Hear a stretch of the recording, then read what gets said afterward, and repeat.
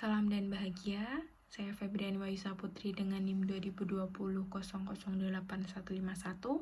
akan melanjutkan untuk olah data menggunakan SPSS. Nah, di sini saya akan memasuki pada bagian kelima, yaitu uji asumsi klasik. Nah, pada uji asumsi klasik ini kita berfokus pada variabel totalnya saja gitu ya, yang ini. Sebentar saya zoom. Nah, pada bagian total saja. Nah, untuk labelnya kita beri nama ini. Untuk BE itu pengalaman, BT kepercayaan, BA keterikatan, dan BL itu loyalitas. Dan untuk measure-nya seperti biasa kita ganti menjadi scale dan untuk desimal menjadi 0. Langsung saja kita analyze, kemudian regression, kemudian linear, dan untuk dependennya ini kita masukkan yang loyalitas, dan untuk yang ini kita masukkan yang ini independennya. Kemudian kita buka statistik. Nah, statistiknya kita checklist ini Darwin-Watson juga. Kemudian kita checklist model yang kita checklist estimate, model fit, kemudian bagian correlation, diagnosis, dan Darwin-Watsonnya kita continue. Kemudian plotnya, nah ini jangan sampai salah ya, bagian Y-nya ini jangan sampai salah. Kita masukkan ini Y ke sini dan yang X itu ini. Kemudian kita checklistnya histogram dan normal probability. Kemudian kita continue, dan untuk save-nya kita bagian residualnya ini kita yang checklist unstarized-nya. Kemudian kita continue dan kita oke. Sebentar, outputnya masih loading. Nah, seperti ini.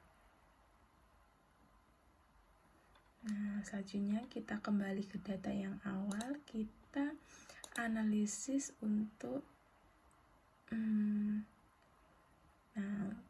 non-parametric test, legalisi, dan 1 sampai sampel 1 KS. Nah, outstandarized-nya ini kita masukkan ke kolom yang kanan.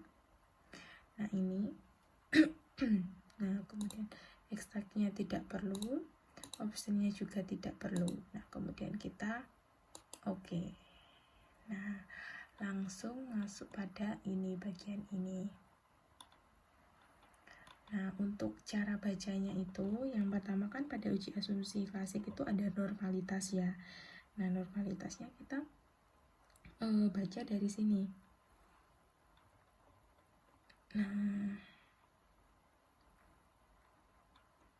Nah, dari histogramnya juga di sini. Nah, titiknya itu tuh, nah di sini titiknya itu harus sejalur dengan diagonal ini. Nah, kalau sejalur dengan diagonal ini, maka variabel tersebut itu normal gitu loh. Kalau titiknya ini malah menyebar, berarti variabel tersebut itu tidak normal gitu. Nah, kemudian yang homograph itu kita lihat dari tabel one sampel homograph. Nah, ini dari sini. Nah, kita cara bacanya dari asimple signifikannya yang ini. Nah, pokoknya yang nilainya itu di atas 0,05 maka dapat dikatakan bahwa variabel tersebut itu normal. Nah, nilainya ini kan di atas 0,05 ya, berarti kan variabel tersebut yang kita teliti itu valid gitu. Nah, yang ketiga kita uji multikoloniler. Nah, itu kita lihat dari tabel koefisiennya. Nah, koefisien. Nah, dari sini kita gunakan dengan toleran dan nilai VIF-nya. Pokoknya kalau nilai VIF-nya itu di bawah 10 gitu ya.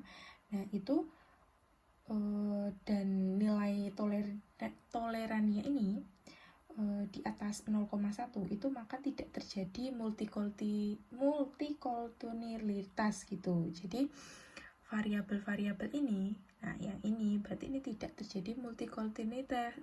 Mohon maaf. Untuk yang selanjutnya uji heteroskedasitas, kita lihat dari scatter plotnya. Nah, di sini. Nah, kita dilihat di sini ada tidak sehatnya variabel itu, kita lihat dari residualnya itu. Kalau